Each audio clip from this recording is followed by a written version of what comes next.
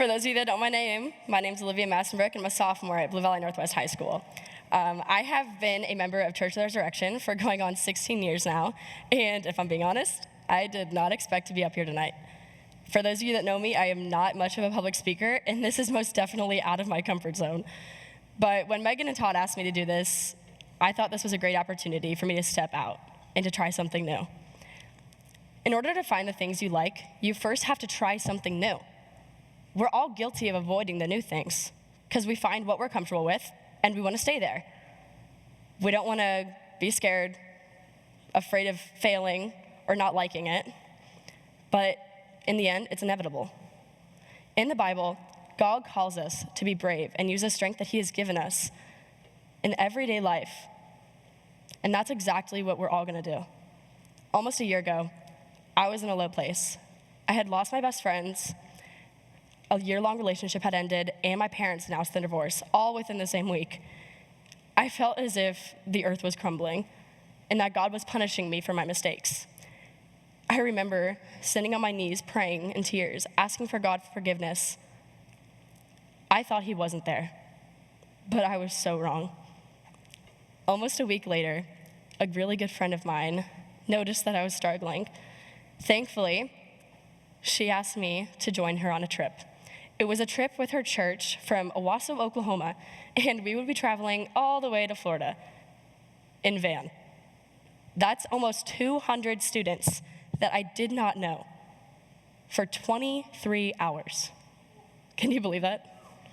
Have you guys ever been in a moment where you're like, oh crap, what am I doing? Yeah, that was me for the first 10 hours. It smelled horrible. There were so many people loud when I was trying to sleep. I was really regretting it until after the first night when we all went through orientation. I realized, okay, maybe this isn't so bad. I started to meet people, I started to connect, and I was slowly letting my guard down. I was slowly feeling more comfortable. In that moment, I was in shock because I was finally feeling God's presence again. And I had felt that absence for longer than ever before. And I'd like to share with you guys an amazing quote from a pastor at this camp. It has made an incredible difference in my life. Pastor John said, "Turn up the volume of God's voice in your life to the max." I was in such denial that I'd picked up the remote and turned the volume all the way down to 0, completely muted God's voice. No wonder I was struggling. I tried to force things to happen that weren't in God's plans for me. We have all had similar moments. We want something so bad that we zone out everyone and everything in order to get what we want. But God has other plans for every single one of us. As said in Isaiah 43:19, "See, I am doing a new thing. Now it springs up. Do you not perceive it? I am making a way in the wilderness and streams in the wasteland." God doesn't make our world all sunshine and rainbows on purpose. He has given us this strength and this courage to try new things and be productive every single day. We must make way in the wilderness. Because I chose to step out of my comfort zone, I was able to meet so many amazing people that have changed my life incredibly. I have since then felt called to make a difference in people's lives, to spread the love of God every single day. For example, I became a small group leader for middle school Rezlife.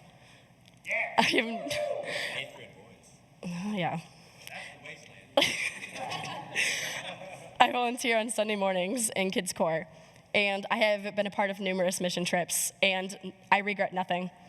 I am so thankful that I went on this bus, and I've realized there's so many amazing opportunities out here. Now, I'm going to challenge every single one of you in this room to take a step out of your comfort zone. It can be something big, it can be something small. You can try a new food, introduce yourself to somebody new, or something as big as signing up for one of the mission trips. I know it seems crazy and like a huge commitment, but I promise you, it goes by so fast, and you will not regret a second of it. Put yourself out there and have faith that God will always be with you. Because as long as you turn up the volume of God's voice, you will hear him, and he is there.